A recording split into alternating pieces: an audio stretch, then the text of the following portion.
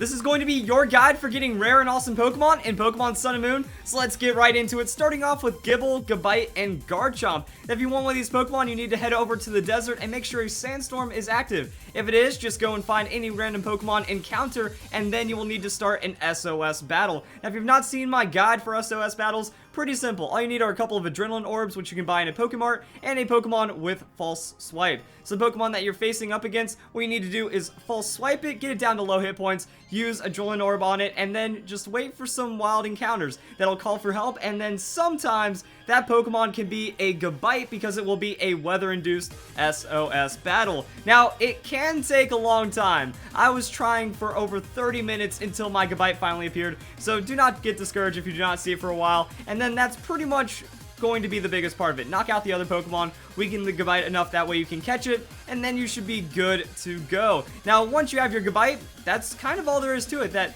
Gibble and Garchomp do not occur naturally in game, so you will have to level up your Gabite to get a Garchomp, which can be very usable if you are in a playthrough for Pokemon Sun and Moon. If you want a Gibble, then you do need to breed the Gabite with something like a Ditto, get your Gibble, and that's going to be how you complete that evolutionary line right there. Now, also, there's a couple of other Pokemon that can be encountered through the SOS system, and specifically with weather, so you can check that out in my SOS guide, or I have a quick little thing on screen, such as if you want a Goomy, a Sliggoo, a Goodra, one of those Pokemon right there, Cast Form, or even a Politoed for that Drizzle, that these will be weather-induced SOS battles. Now, there's also some really awesome Pokemon that you can get through SOS battles as well, such as an underleveled Salamence, Sableye, Dragonite, all kinds of awesome and crazy Pokemon that you can see on screen right there. That's how you get the evolutions of Jangmo-o. You can even find something like a Lucario through this method, so that's kind of it. Marini, I already showed it in another guide, but it just kind of shows the versatility of SOS battles. Now, the next Pokemon I'm going to show you guys how to catch is the Minior. I actually got a lot of requests to get Minior because it is on Mount Hokulani,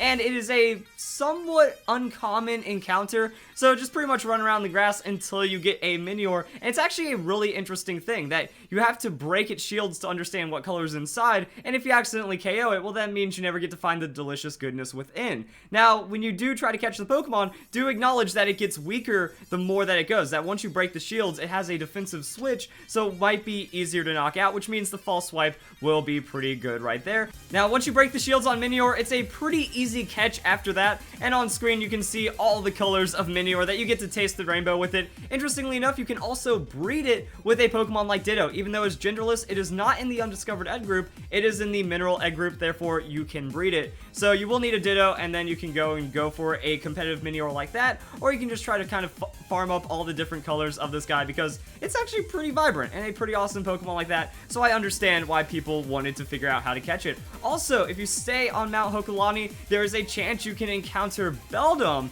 Now, Beldum is going to be a pretty tricky Pokemon to catch that has an incredibly low catch rate at like 3. It has like a 3 catch rate, so 0.4% chance to catch the Beldum initially, and also it knows Takedown. So you might want to Ghost Pokemon, that way it can't take down and then accidentally knock itself out. Oops. Now, the next Pokemon that people wanted to learn about is Wimpod. Wimpod is actually a really interesting encounter because you only get to encounter it once per day in 3 locations, and it has the Wimp Out ability, so it can actually be a little tricky to get a hold of. So if you go to Route 8, you will also need to be on a Tauros, because if you're trying to chase after the Wimpod, well, it's just going to outrun you. So you will need to be on Tauros, you need to charge this thing down, and then you need to go for a Quick Ball. If a Quick Ball fails, you can also use a Netball on it, since it is a bug and a water typing, interestingly enough. Now, also, you will want really weak Pokemon that we can do just enough damage to try to not get it below half, or else it will Wimp Out, and you will have to try again tomorrow. Now, if Wimpod ends up running away from you before you do the battle encounter, you can just refresh it by going on through the route. But if it runs away in battle, then that is going to cause the refresh right there. Now, there are also some other areas that you can encounter the Wimpod, such as the Pony Breaker Coast and the Pony Wilds. Now, a lot of people do want the Wimpod because it evolves into Verlisify, and that is like one of the most badass looking Pokemon ever. Now, much like with a lot of Pokemon in these guides, that all you need to do is get that one, and then you can start breeding it, so the other locations don't really matter. I just recommend Route 8, throwing a Quick Ball, and hoping for the best on the Wimpod, but it is a non-standard Pokemon encounter, so I can understand why people might need a little help with that. After that, if you want to get a Bruxish, this was another very commonly requested Pokemon because it is fairly rare. So what we need to do is go over to Route 15 and look for the bubbling water spot right there. That in this spot, you'll have a 20% chance of encountering the Bruxish by fishing. However, if you do fail, you'll have to leave the route entirely, come back, and then try again. Now, this is the same method that you can use for Corsola, which ends up getting you Marini through an SOS battle. I'm just not as much of a fan of it, so I didn't put it into. But if you go to Melee Island, you can find the bubbling spots right there, and then if it fails, leave the route, come back, try again, go for the Corsola that way. 20% encounter there, 5% encounter elsewhere on the Corsola. Now, Bruxish, though, any place where you can find a Bruxish, which is like routes 13, 14, and 15, it's a 1% fishing rate to get a Bruxish outside the bubbling water. So this is going to be your best method, although it is a little bit tedious, but eventually you'll go into the Bruxish. Oddly enough, it's such a rare Pokemon to encounter. Very few people will encounter it naturally during their gameplay, but it just has a dazzling ability, which is pretty awesome, but it doesn't have insane amounts of stats or anything like that. But that is how you receive the Bruxish.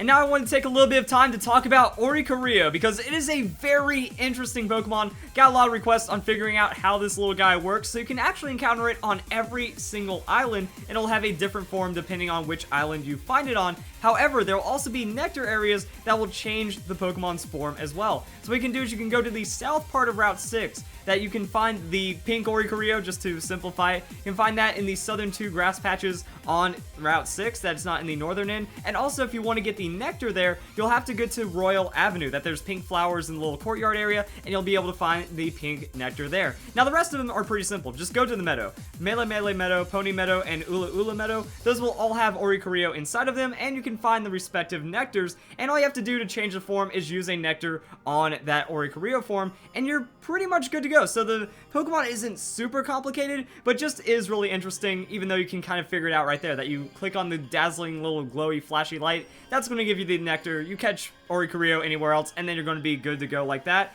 And then lastly, let's talk about Mimikyu, because Mimikyu is the hype, and interestingly enough, it is only a 5% encounter rate. So that means you might actually never see it throughout the entirety of the Mimikyu trial, and you might actually not know where to find this Pokemon, which could be a little upsetting. So what you can do is just head over to the Thrifty Mega Mart and hope you encounter one. That it is a low encounter rate, but you'll eventually stumble into one. And then you start to have a little bit of problems, because Mimikyu has the disguise ability, so you're gonna have to break that before you start attempting to catch it. And also, it's a ghost type Pokemon, so your conventional false swipe is not going to work against it. And also, you have to be very wary. I accidentally let my Mimikyu get burned, so I had to think fast. I was like, alright, throw out the Adrenaline Orb, maybe it'll call for help. And then I had to do very small amounts of damage to try to catch the Mimikyu. Now, I did end up catching the Mimikyu, and I've caught several Mimikyu already, but it just kind of shows that it's a little bit more of a technical battle. And also, since the encounter rate on the Mimikyu is so low, I just recommend going for the SOS battle and just going for a shiny. So you might want to make a little bit of a commitment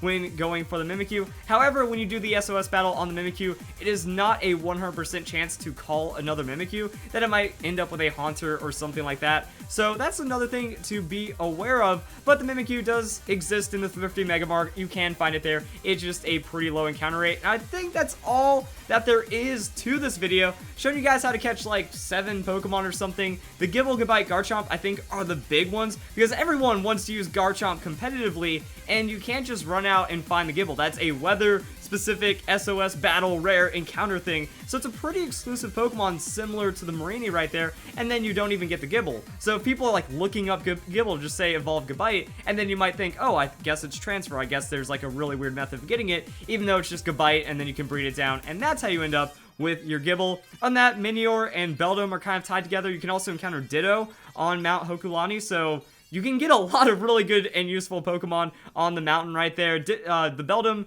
is a pretty tricky catch. Talked about Oricorio, talked about the Bruxish, since that is a 1% Pokemon. So comment down below if there are any other Pokemon you want me to do a catching guide for, that for the most part you can just like go onto Cerebi, look up the Pokemon, and then use the route guides and stuff. And I think with what I've done so far, it kind of shows enough hands-on that if the Pokemon is exclusive to an SOS battle, you pretty much know the gist of what to do right there. And if there's any kind of special encounter rates or any special way of doing it, Joe Merrick knows what he's talking about, so you can kind of go and figure out what's going on Cerebi pretty quick. But if there are any other Pokemon, please comment down below. Like I said, I don't really know of many others. I kind of showed you guys how to get the type Null, I showed you guys how to get the Silvally, And other encounters are kind of the same thing as what we see right here. But if there's any other rare Pokemon, I will be doing guides on the Ultra Beasts later and other legendary Pokemon to obtain. But I think that's all there is to it. So if you guys enjoyed the video, and I hope you all have a nice day, thank you very much for watching.